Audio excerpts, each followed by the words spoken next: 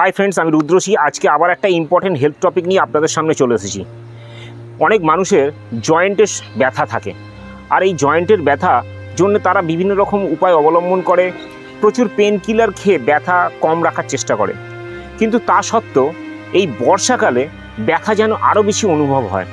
অনেকে আমাকে জিজ্ঞেস করেছে এই বর্ষাকালে জয়েন্টের ব্যথা বাড়ে কেন, তাই সেই কারণগুলোই জানাবো আজকের এই ভিডিওতে। আপনি কি আজকে আমার চ্যানেলে প্রথম দিন, এখনও নিশ্চয়ই সাবস্ক্রাইব করেননি? তাহলে এখনই সাবস্ক্রাইব করে বেল বাটনটা প্রেস করে রাখুন। আমি রুদ্রশী, প্রফেশনাল ওয়েলনেস কোচ। আপনি দেখছেন আমার ইউটিউব চ্যানেল ওয়েলনেস হাব। সুস্থ থাকুন, সুস্থ রাখুন।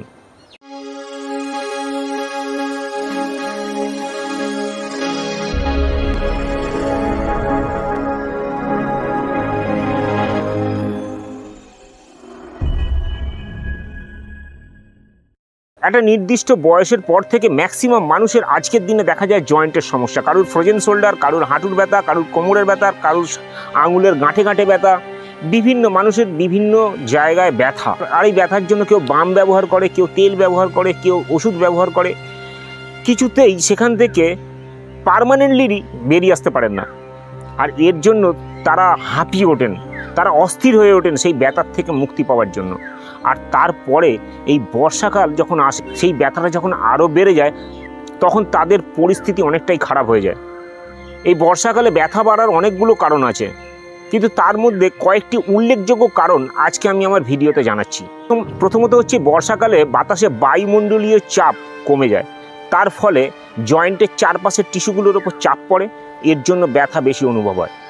এছাড়া বর্ষাকালে উচ্চ আর্দ্রতা জয়েন্টে ফ্লুইডের পরিমাণ এবং ফোলা ভাবকে বাড়িয়ে দেয়, তার জন্য জয়েন্টের ব্যথা বেশি অনুভব হয়। এই বর্ষাকালে ঠান্ডা স্যাঁতস্যাঁতে ওয়েদার আমাদের জয়েন্টের চারপাশের মাসেলগুলোকে শক্ত করে দেয়, যার ফলে ব্যথা বেশি অনুভব হয়।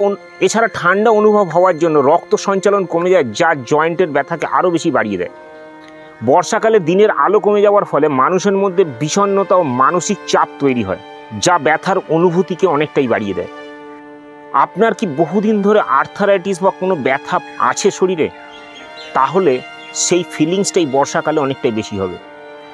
বর্ষাকালে বৃষ্টি পড়ে বলে আমরা বাইরে বেরোই কম, ম্যাক্সিমাম কাজ আমরা ঘরে থেকেই করার চেষ্টা করি, ফলে আমাদের শারীরিক সক্রিয়তা অনেক কমে যায়। আর এই শারীরিক সক্রিয়তা কমে যাওয়ার ফলে আমাদের জয়েন্টের ফ্লেক্সিবিলিটি অনেক কমে যায়, ফলে আমাদের জয়েন্টের ব্যথা অনেক বেশি বাড়তে পারে। আমার মনে হয় এই কারণগুলোই বর্ষাকালে ব্যথা বেশি অনুভব হওয়ার পেছনে দায়ী। বর্ষাকালে ব্যথা কেন বাড়ে সেটা তো জানলেন, কিন্তু এই ব্যথার অনুভবকে কমাতে কি করতে হবে চলুন সেটা জেনে নিই। বর্ষাকালে জয়েন্টের ব্যথা কমানোর জন্য উষ্ণ পোশাক পরিধান করুন। সকাল থেকে রাত পর্যন্ত আপনি যে খাবার খাচ্ছেন সেই খাবার কতটা সুষম সেটাও আপনাকে দেখতে হবে। ব্যথা কমাতে পুষ্টির অভাব দূর করাটা খুব জরুরি। জয়েন্টের ফ্লেক্সিবিলিটি বজায় রাখতে বাইরে না বেরোতে পারেন, বাড়ির মধ্যেই হালকা নিয়মিত ব্যায়াম করুন। এই জয়েন্টের ব্যথা কমানোর জন্য আপনাকে সঠিক মাত্রায় জল পান করতে হবে সারাদিন ধরে। জল যদি আপনি কম খান সেক্ষেত্রে জয়েন্টের ব্যথা বাড়তে পারে। অতিরিক্ত ব্যথা হলে পরে সেক্ষেত্রে ডক্টরের কনসালটেশন নিয়ে প্রেসক্রাইব মেডিসিন ব্যবহার করুন। তো এই উপায়গুলো আপনি যদি এই বর্ষাকালে মেনে চলেন তাহলে কিছুটা হলেও আপনি আপনার যন্ত্রণা কম অনুভব করবেন।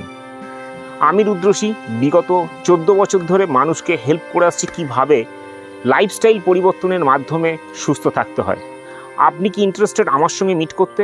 তাহলে এখনই নিচে ডেসক্রিপশানে গিয়ে পার্সোনাল হেলথ ইভ্যালুয়েশন লিঙ্কে ক্লিক করে আপনি আমার অ্যাপয়েন্টমেন্ট বুক করুন, অনলাইন অর অফলাইনে।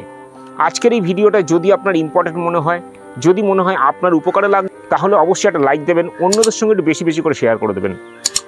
আর এই চ্যানেলে আপনি যদি প্রথম দিন হন তাহলে চ্যানেলটা সাবস্ক্রাইব করে বেল বাটনটা প্রেস করে দেবেন।